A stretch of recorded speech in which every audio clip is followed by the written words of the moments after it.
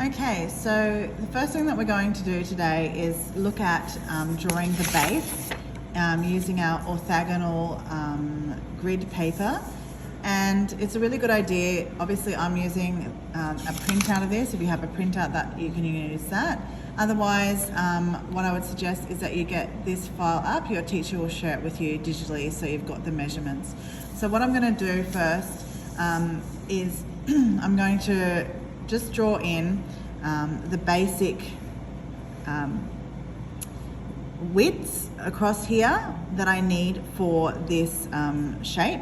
So obviously I need this to be 3 mil, across to be 30, and that's to make sure that the sides and the base snap in, and just making sure that I have 135 millimeters across to work with. So that's the first thing that I'm going to draw. So you can label, first of all, somewhere here using capital letters, you can write base. So what you're going to do is you're going to start with the measurements. So I'm going to make sure I leave enough room here. So I've got the width, first width I've got is 30, which is 3 centimeters. And I'm going to draw that line to 3. Okay, and I'm going to go down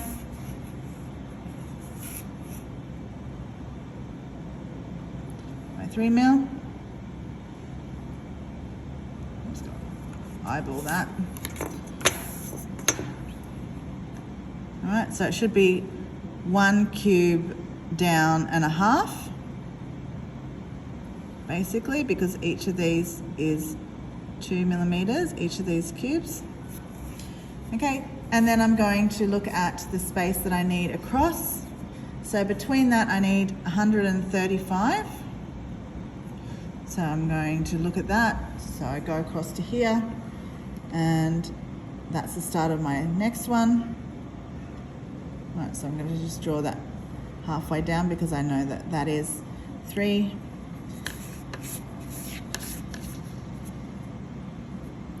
And then I'm going to go across, and the width that I need is 3 centimeters or 30 millimeters.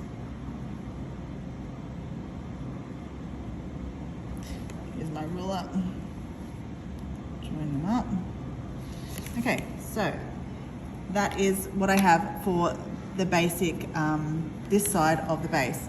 So I'll do the same for the top as well. I'm going to make it right in the middle here.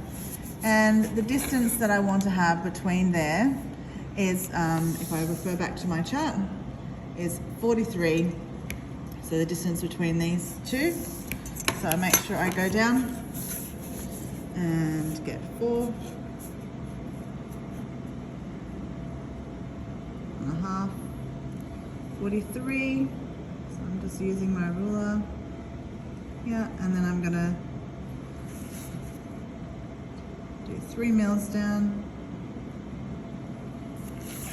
and go across. Okay, so I'm just going 30 mils across, doing the same here. Okay, so it really is a quite technical drawing, just to make sure that you've got the concepts right. Okay, continuing on. And again, so we're just reinforcing those measurements so that when we come to Onshape, we know exactly what to do. I'm looking back here, and I can see again, checking the width between this end and this one is 135. So I'm going back to that again. And so I'm doing 135.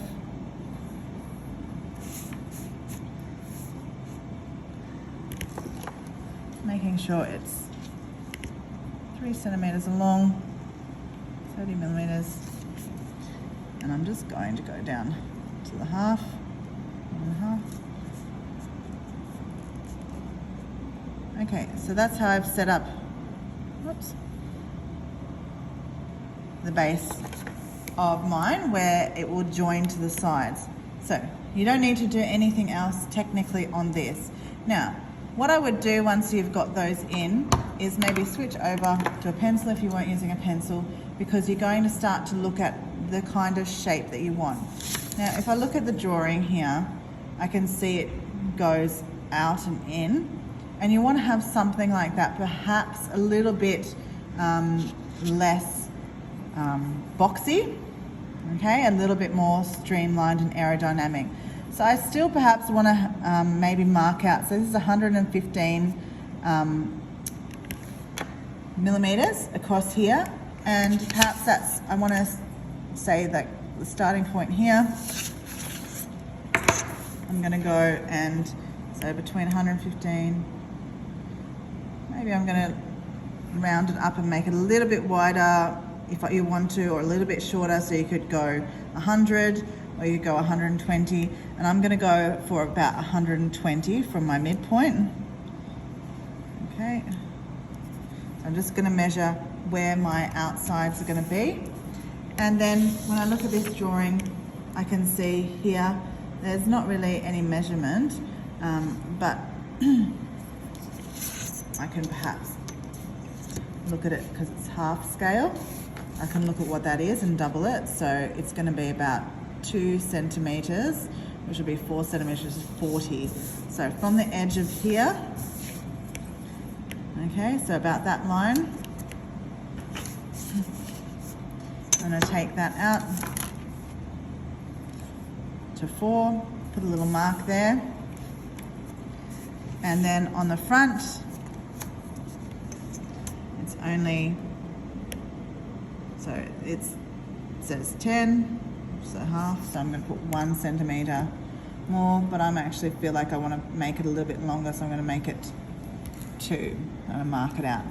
So I've got those marks there, right? They're a little bit hard to see, but what I'm going to do is now I'm going to start to think about how I want my design to be. So I'm going to maybe take it out and bring it along there, and you can just draw some very smooth lines, okay, and I'm going to streamline it, and maybe I want to bring it down at the back and around, okay, and I'm just trying to mirror it. Now if you can't really figure out where things are, you can of course maybe measure between these parts, but you just want to get a bit of an idea of how you want it to look. So I've drawn that basic shape in pencil.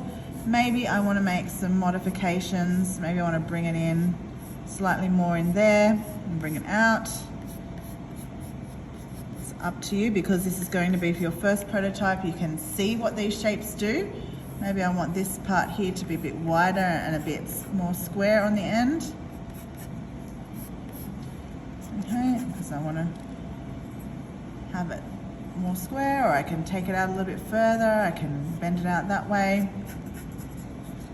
It's really up to you to have a little bit of an experiment in the shape.